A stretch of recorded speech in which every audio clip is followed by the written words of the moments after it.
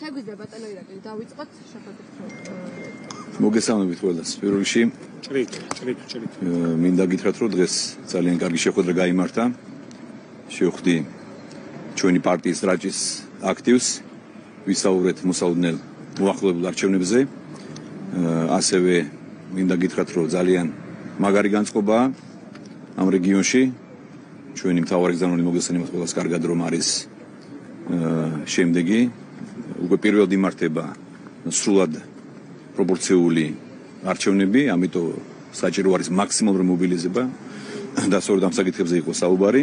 იცით რომ ჩვენ გაცხადებული მიზანი გვაქვს რომ გვინდა მაქსიმალური შედეგის აღება, გვაქვს ამბიცია რომ ავიღოთ საკონსტიტუციო უმრავლესობაც და სწორედ ამ საკითხებზე იყო ასევე სხვა მიმდინარე თემებზე ქონდა საუბარი ჩვენს ამორჩევლებთან, ჩვენი პარტიის აქტივთან.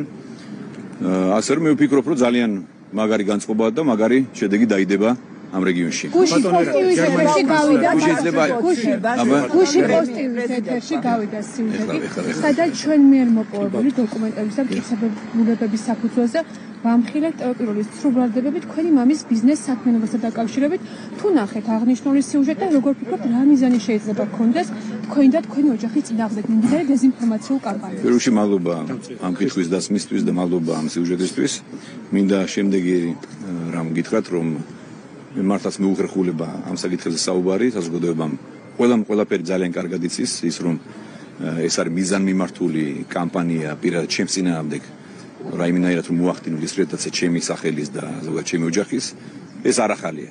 იცით რომ ჯერ კიდევ 2012 წლამდე ჩემი ოჯახწევრი დაიჭირა თქვენმა ხელისუფლებამ და რომ არ მოგვეგო ჩვენ მაშინ რა თქმა უნდა ამ კაცს მოკლავდნენ, მე ციხეში დამიჭერდნენ და შემდეგ ის რომ პოლიტიკაში მოსვლის დღიდან პირველივე დღეებიდან რამხელა აღვირასნი კამპანია წარმოებს ჩემს წინააღმდეგ. ეს არის დისკრედიტაციის მცდელობა. მეორე იცით რომ რაღაც პერიოდი მე აღარ ვიყავ პოლიტიკაში, მაშინაც გაგრძელდა აი ეს კამპანია. დაუბრუნდი პოლიტიკაში და გაგრძელდა რა თქმა უნდა, აღარ ვარ პრემიერ-მინისტრი, გააგრძელეს და აგრძელებთ აი ამ კამპანიას, მაგრამ ერთი რამ ვერ გაიგეთ თქვენ სამწუხაროდ, რომ არ მუშაობს. ხალხმა ძალიან კარგად იცის ვინ არის ირაკლი გარბაშვილი. ასე რომ ყველაფერი არის ყველა კითხვაზე არის პასუხი გაცემული. თუ რაიმე კითხვები არსებობს დამატებით, ამას ჩემი ოჯახის ადვოკატი გასცემს და რა თქმა უნდა მოგიწევთ თქვენ პასუხის გაცემა სასამართლოში. აბა ჩვენ გველაპარაკებოდით და ბარემ კითხავთ. ეხლა მოყვა ამ გადაწყვეტილებას, საავადმყოფოს გადაწყვეტილებას გულისხმობ, მისმა ფოტოგრაფმა უკვე დატოვა ადმინისტრაცია, რომ შეაფასოთ დავამატებ ერთგვარად ხომ არ არის ძალადობის წახალისება ეს გათავისუფლება. ეხლა ძალიან ვცდილობ რომ მოზომილი ვიყო ჩემ შეფასებაში. აი რა უნდა ვუწოდოთ ეხლა ასეთ გადაწყვეტილებას და როგორ შეიძლება რომ ამ გადაწყვეტილებას არ ვუწოდოთ ანტისახელმწიფოებრივ. ადამიანმა შეიწყალა პირი რომელმაც მოლოტოვის კოქტეილი ესროლა ჩვენს საამაყო პოლიციას და ცოცხლად დაწვა სურდა ჩვენი გმირი პოლიციელის, ერთ-ერთი პოლიციელის. ეს ხომ ფაქტია, ყველამ კარგად ნახა ის კადრები, მთელმა ქვეყანამ და მთელმა სოფლიომ ნახა ეს კადრები. როგორ ესროლა მოლოტოვის კოქტეილი ამ პიროვნებამ და როგორ გადარჩა სასწაულებრივად შეიძლება ითქვას ჩვენი გმირი პოლიციელი. ფაქტებით, მტკიცებულებებით აღიარა ამ კაცმა რომ მე ვესროლებ მოლოტოვის კოქტეილიო და ამის შემდეგ ეს ასე ვთქვათ რადიკალი ექსტრემისტი პირი შეიწყალა ეგრეთ წოდებულმა პრეზიდენტმა.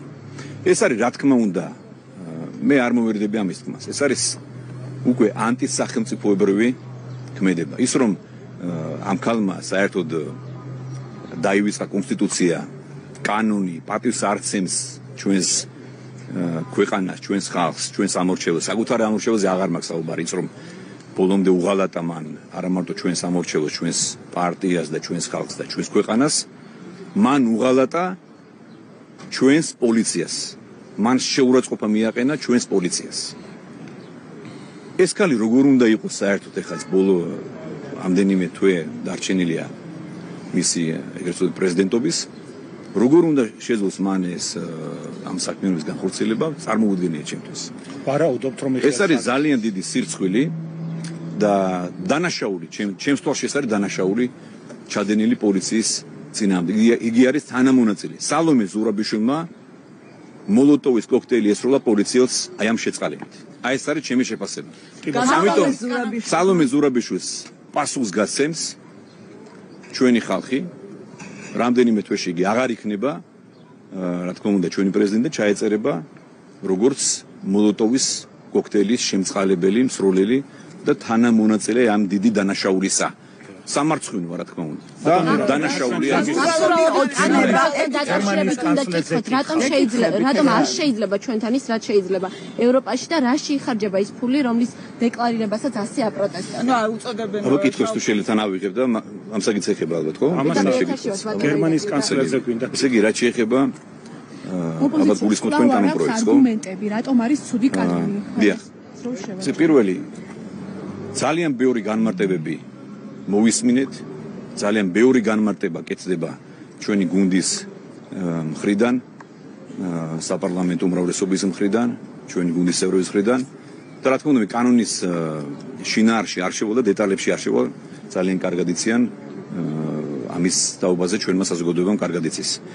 მე ერთი რამ მინდა ვთქვა და ჩემი პოზიცია მინდა დავაფიქსირო, თუმცა ჩემი პოზიცია მანამდეც მოგესალმებათ, რომ ბევრჯერმა არაერთხელ მაქვს საუბრები ამ თემაზე, შარშანჯერ კიდევ შემდეგაც იციან ჩემი პოზიცია ყველამ იცის.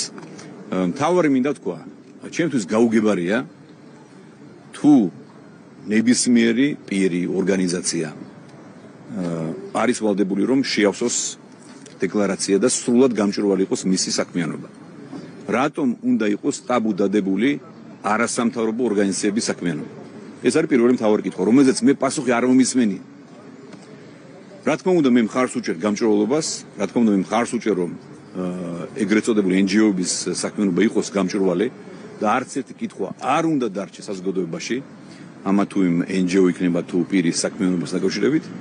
მთავრობა ცდილობს და ხელისუფლება ცდილობს რომ მაგალითი მისცეს და სრულად გამჭვირვალე იყოს მის საქმიანობა. ამიტომ მე, რა თქმა უნდა, გამჭვირვალობას მივესალმები. მე ასევე, რა თქმა უნდა, მინდა შევახსენო საზოგადოებას და მინდა ასევე ამ კრიტიკოსებს და ამ ოპონენტებს, ეგრეთ წოდებულ ოპონენტებს უთხრა, რომ საუბრობენ ახლა, რომ ოცნების ესლამბიჯი არის ანტიევროპული და ასე შემდეგ. თუ ვინმე, მეგობრებო, რაიმე ხელშესახები პროგრესი მოუტანა ჩვენს ქვეყანას ევროინტეგრაციის გზაზე. ეს არის ქართული ოცნება და მეც, რა თქმა უნდა, მოკრძალებული ჩემი წვლილი მაქვს შეტანილი ამ პროცესში. მათ შორის კანდიდატის სტატუსის მიღების პროცესში, მანამდე ვიზა ლიბერალიზაციის და თავისუფალი ვაჭრობა, ასოების შესახება, ყველა ეს ხელშესახები პროგრესი მოიტანა ქართულმა ოცნებამ, ბიძინა ივანიშვილმა და ჩვენმა გუნდმა. და ამ პროცესში, რა თქმა უნდა, მეც ვარ ამაყი, რომ მაქვს შეტანილი კონკრეტული წვლილი. ამიტომ ძალიან მინდა ვთხოვოთ ყველას, რომ ამ კითხვას ნუ დამისვამთ მე. მე რა თქმა უნდა ვარ მომხრე ევროინტეგრაციის, კიდევ მინდა გავიმეორო, რომ თუ ვინმე რაიმე პროგრესი გააკეთა, ესა ვარ ჩვენ, თუ რაიმე კითხვა არსებობს აი ამ კონკრეტულ კანონპროექტთან დაკავშირებით, თუ იმის რაიმე არ მოსწონს. არსებობს პარლამენტი, მეგობრებო, იქ იცით რომ გაიმართება მოსმენასთან დაკავშირებული განხილვები, ასე რომ კეთილინებონ ამ ადამიანებმა ყვირილის და ემოციების გარეშე მიიღონ მონაწილეობა და წარმოადგინონ საკუთარი ხედვა, საკუთარი არგუმენტები. მეც მომეცი. ეხლა დავასწრებ. აცხადებ რომ გარკვეული შავი ფული შემოდის, რომელიც არ არის დეკლარაცია, რაში იხარჯება ეს თანხები, როგორ აფასებთ თქვენ? კი, საერთოდ რა თქმა უნდა, სახელმწიფოს აქვს სრული უფლება და პირიქით ხელისუფლება არის ვალდებული რომ გააკონტროლოს სწორი გაგებით, ასე ვთქვათ, გააკონტროლოს ყველა ასეთი საეჭო დავარქვთ ასე, იქნება ეს ფულის ტრანზაქცია თუ ასე შემდეგ. იცით რომ ჩვენ ვართ მონაწილენი ძალიან ბევრი, ასე ვთქვათ, ჩვენი პარტნიორ ქვეყნებთან ერთად მონაწილეობთ, ჩართული ვართ აი ამ სისტემაში და ზოგადად ქვეყანა სახელმწიფო მაქსიმალურად თანამშრომლობს ჩვენს უცხოელ პარტნიორებთან. იმ საკითხებში, რომელიც ეხება შავი ფულის მოძრაობას და ასე შემდეგ. მაგრამ მე მთავარი მინდა თქვა და კიდევ შევახსენო საზოგადოებას. ასე ვთქვათ, თუ რაიმე კითხვა ან არგუმენტი აქვს ვინმეს, რაიმე განსხვავება აქვს. კიდევ მეორე, პარლამენტი არსებობს ამისთვის და პარლამენტში უნდა გააგრძელონ, ასე ვთქვათ, ეს დებატები. და უფრო მეც გეტყვით. მანამდე მე ოპოზიციის ხმა საერთოდ არ მსმენია. მაშინ რა ჩვენ მივიღეთ კანდიდატის სტატუსი და ზოგადად როგორც მიმდინარეობს პროცესები, მიმდინარეობდა ქვეყანაში პროცესები და მიმდინარეობს. ოპოზიცია საერთოდ ხმას ვერ იღებდა ვერაფერს. მეორე მხრივ, რატომ მოიწინა ჩვენმა ოპოზიციამ და NGO-ებმა ასეთ სალაპარაკო მივეცეთ, საჩუქარი გაუკეთეთ, ასე რომ გამოიყენოს საშუალება და საკუთარი აზრი, არგუმენტები წარმოადგინონ. დაიცვან საკუთარი სიმართლე, თუ აქვთ რაიმე სიმართლე. ბატონო ირაკ, კითხვები აღნიშნულ კანონთან დაკავშირებით არა მარტო ქვეყნის შიგნით, არამედ ქვეყნის გარეთაც არის. გერმანიის კანცლერმა საკმაოდ მწვავე განცხადება გააკეთა გუშინ. მან ისურვა, რომ აღნიშნული კანონ პროექტი იყოს გათხოვილი. რატომ ვერ მოახერხა თქვენ ხელისუფლებამ საერთაშორისო პარტნიორების დარწმუნება, თუ ეს კანონი, რომელზეც თქვენ საუბრობთ, ესეთ გამჭვირვალე არის და ასე შემდეგ. გუშინ ჩვენ მოვისმინეთ პრემიერ-მინისტრის განმარტებაც, განცხადებაც, საგარეო საქმეთა მინისტრის ყველასი. ასე რომ მეგონი კითხვები აქ არ გვაქვს. რა თქმა უნდა, ჩვენ უნდა გავაგრძელოთ მუშაობა ჩვენს პარტნიორებთან, ჩვენს ევროპელ და ამერიკელ მეგობრებთან, ყველასთან, ვისაც რაიმე კითხვა აქვს. როგორ აფასებთ კანცლერის განცხადებას? როგორ უნდა შევაფასო? ყველა ადამიანს აქვს საკუთარი აზრი, მათ შორის კანცლერის აზრი და მე ყველა ადამიანის აზრს პატივსცემ. კანცლერის განცხადება და მეცნიერმა შეკითხვა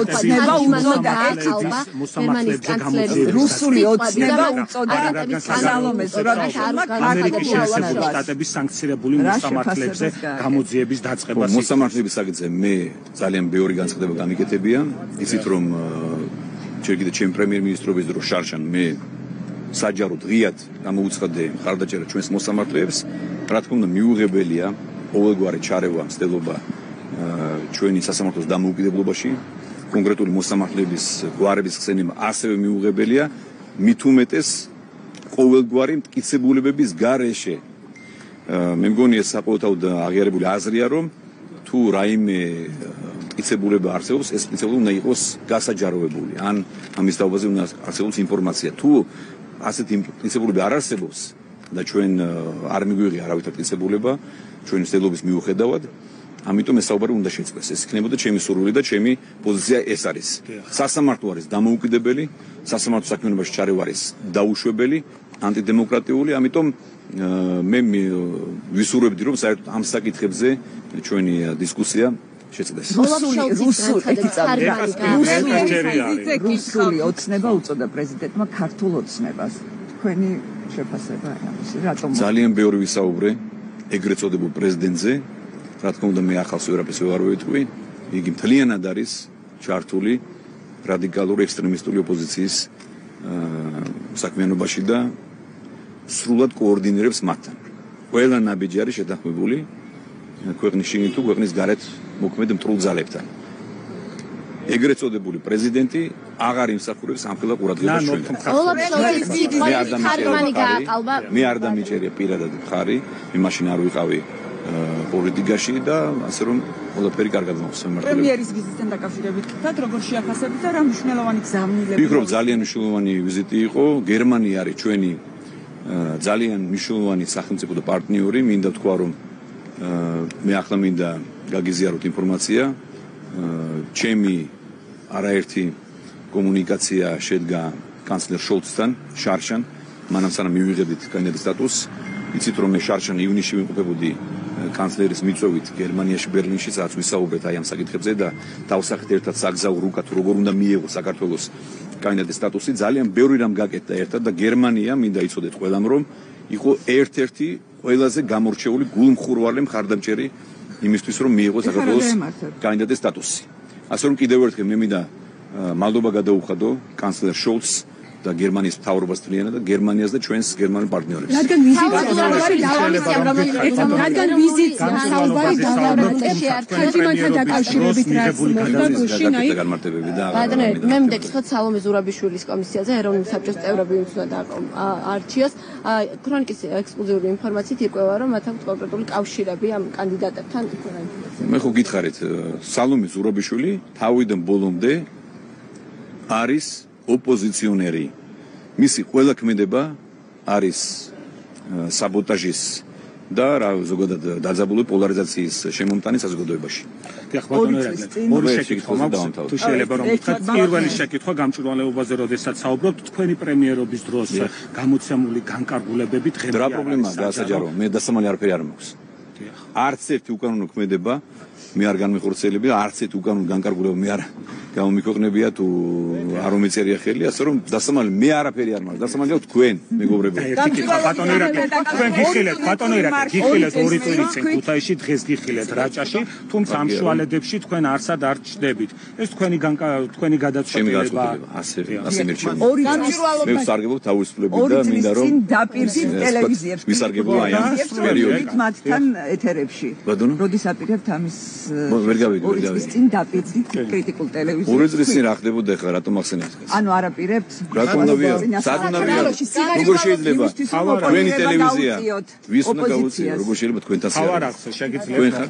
რატომ მოვიდეთ? თქვენ მოდიხართ, მე რატომ მოვიდე? ბატონო ირაკლი